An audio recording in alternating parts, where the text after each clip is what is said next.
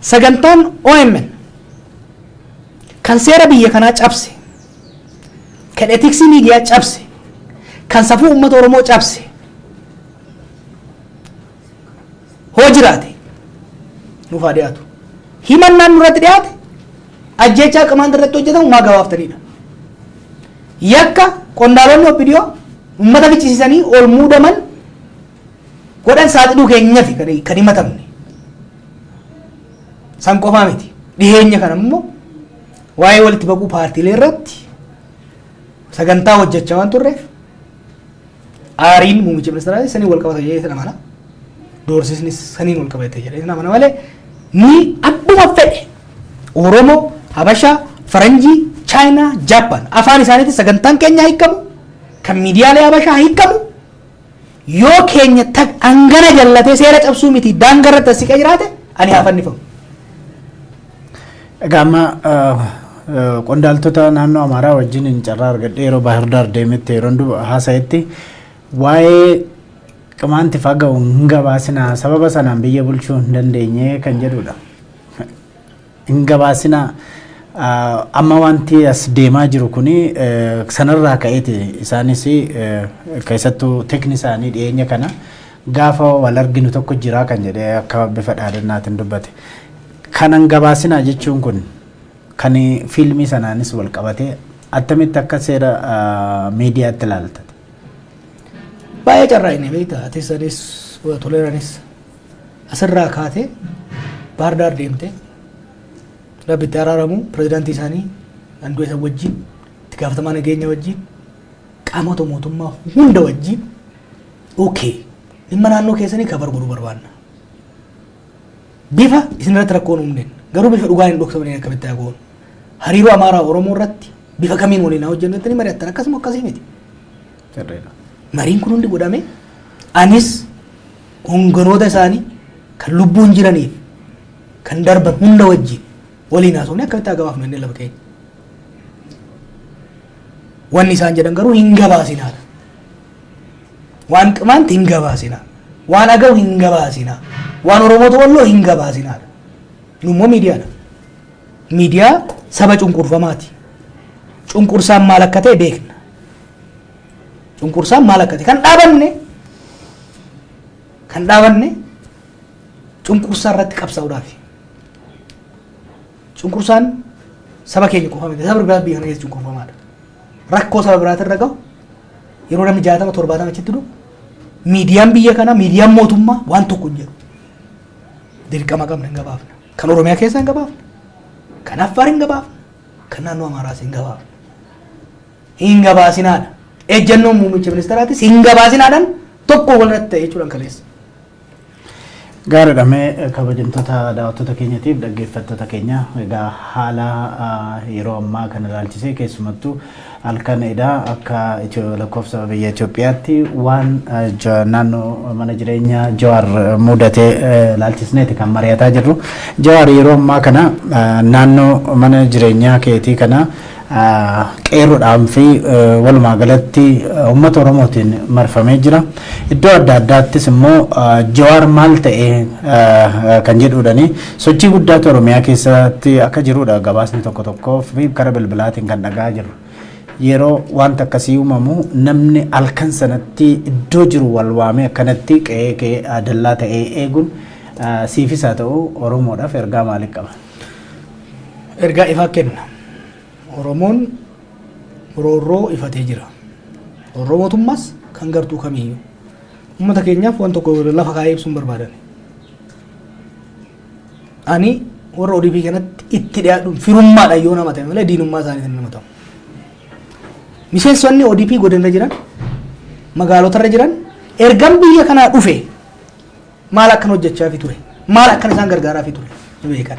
Wanni ani itti balleesse yoo jiraate uummata Oromoo bal'aa dhiisi. ODP wanni ani isaanitti balleesse waan beeku baay'ee jira kan callisu. Duulli Habashaar gama hedduudhaan godhaa jirtu kun waajjira ODP fi waajjira muummicha ministeeraa keessaa kan qindeeffamu beektaa. Itti hime dhiisaa waan kana dhiisaa alagaa foon hin kenninu. What did I do? Really? Maalin godhe? Ani maalin godhe? ODP maalin godhe?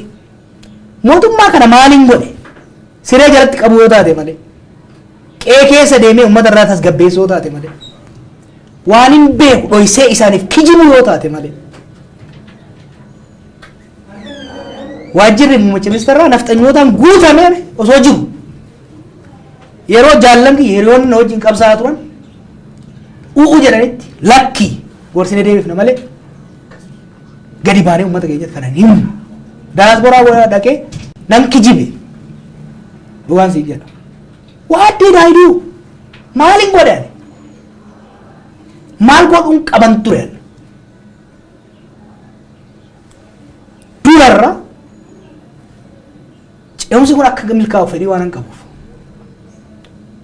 Oromoon wal diinomsuun qabu jedhee waan amanuuf ilmi namaa OPDO'n kan jallatte sababa olaantummaa wayyaaneetiin olaantummaa wayyaanee kan kuffisu taate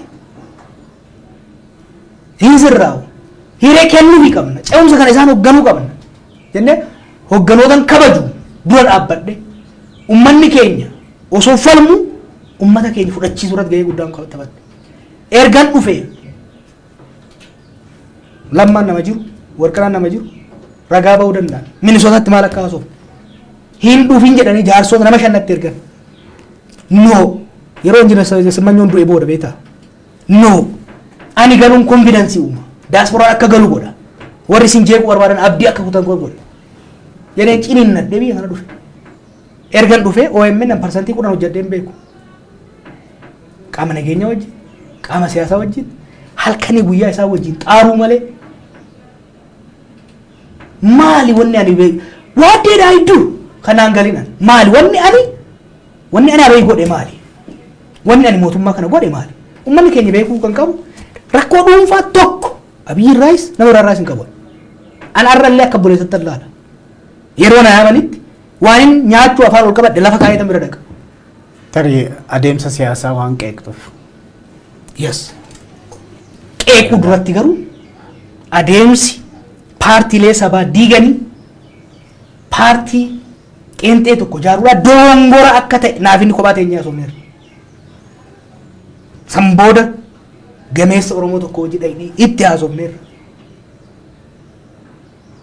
walgahii irratti koree hojii raawwachiiftuu isaanii tokko this is wrong dura Oromoo wajjin teenyee haa mari'annu haa bilchaatu Oromoo diiga sablammiin walitti nu buusa sirna federaalizimii dhiigaan dhufe kana jeopardize godha muummicha ministeeraas rakkoo keessa galcha keessaan waywaannee dadhabnaan itti deemame doorsisni eegale narratti osoo hin ta'in baay'ee way doorsisni narra eegalle warra ilaalcha akkanaa morme ODP keessatti ta'iibaa bakkii narratti cabsan hayyaman qabu maqaan dha'u nama biraatiin wartaaddaratti erganii si ajjeefnaa jedhanii callisin jedheen kuni gadi ba'uun qabu jedheen jaarsota walitti fuudhee nama loltuu sanitti nama ergisiisee afaan qabsiisee qaba ukkaamsaa waan kana ba'uun qabu uummata keenya keessaa jennee ittiin deemne har'a immoo gamanaan dhufte mormeera har'as yoo kan ta'u taate dhaaba sabaa jaaruun duudhaaf barra Oromoo waan jedhamu kana gadi baasuudhaaf ilmee itti wareegne beektaa ati Oromoodhaa jechuudhaaf yeroo jaarraan faan qabsoo keessa turan okay ati Oromoodhaa jechuudhaaf akkamitti ati Oromoodhaan jeenam dhumaa ture achi kaanee sadarkaa kan nageenye akka sabaatti waan gabroomneef akka sabaatti gurmoofneef akka sabaatti amma arganne tan arganne ammas gaafiin Oromoon deebine Oromoodhaan bar gaafii kee oolsii amma sii deebi'uun qabu yeroo kenni jara kanaaf jechaa jira yeroo gaafiin Oromoo hin deebiinitti okay yeroo gaafiin Oromoon deebiinitti yeroo sirni federaalizimii hin fidinitti yeroo naftanyoonni ol ka'anii mataa nutti raasan kanatti sabummaa jabeessuu malee charmaalee sabaa jabeessuu malee diiguun Oromoofis gaarii miti ODPfis gaarii miti biyya kanaaf gaarii miti sabaaf sablammoonni akka humna sirna mirga sabaaf sablammootaa eeguutitti nu laalu akkasii nu laalu har'a edaa isinis akkuma Tigree amma hogganoota Tigreetiif Amaaratitti aangoo yoo qabattan nu cunqursuu barbaaddu jedhanii nutti ka'u walii keenya wal lolchiiftu saboo sablamoota wal lolchiiftu jedhee barreesseera. Ifaan ifattan barreesse. Hami duratti nime baase. Yaada mormu